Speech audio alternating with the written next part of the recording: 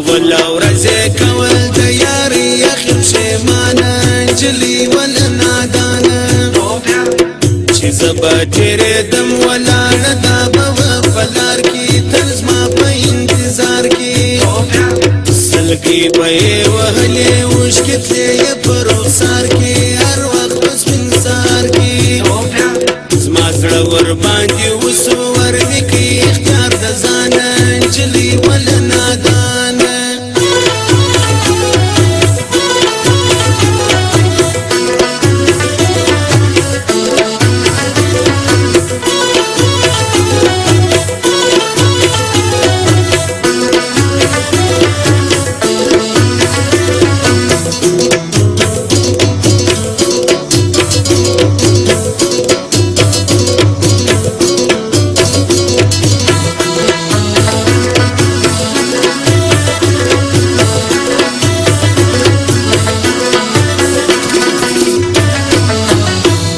دویم ورځ بیا په ټیلیفون راته ژړله په چیغو یې ویله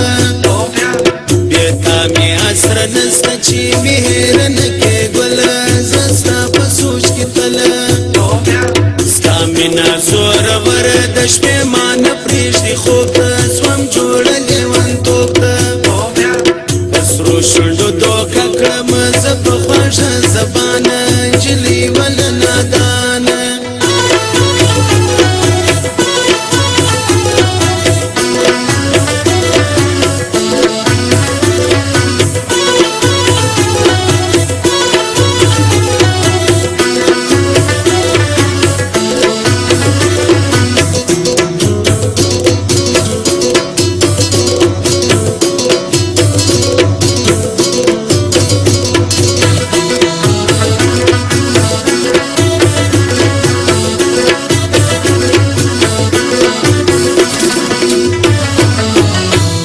پسرو شونډو به دې د محبت کیسې کولې په مخ یې اوښکې تللې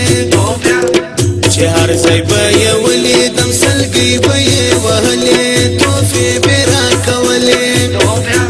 نو بیا یې راکړئ ماته دې د خپل غاړې ځنځیره ما هم ورکړي تصویره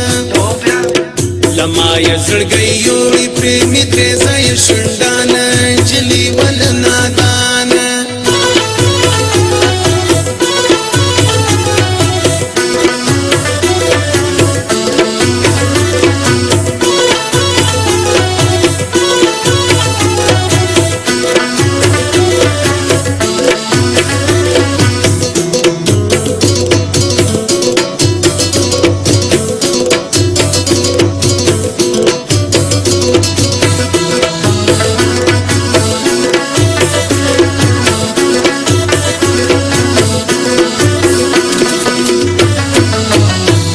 دریم ورځ نور له ما طلب کړل تصویرونه کول به یې نازونه ویل یې سبا بیا راسه چې وکړو دیدنونه د مینې مجلسونه لاس یې په لاس کې راکړي ویل مزه له ما لرې کولې دا خبرې ما لاس په لاس کې ورکړي اوښکې تلې مو په ګریوانه نجلۍ ولا نادانه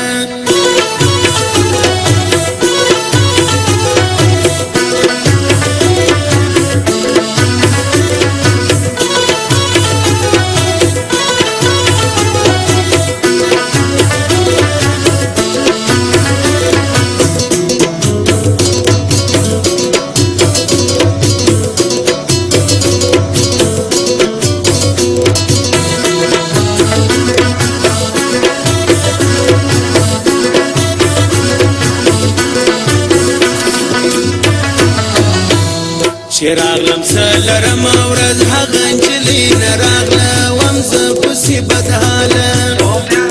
واده یې د دسمال کړې وه چې زه راوړم کاله زه وم ورته خوشحاله زه ناست په هغه ځای ومه د دې نه و درکه در سترګو مې سوه ورکه راغله د ماښام خواته په پټ مخ باندې روانه نجلۍ ولا نادانه ژوندون یې راته باقي خلکو مینه د چا مکړي د ځان سره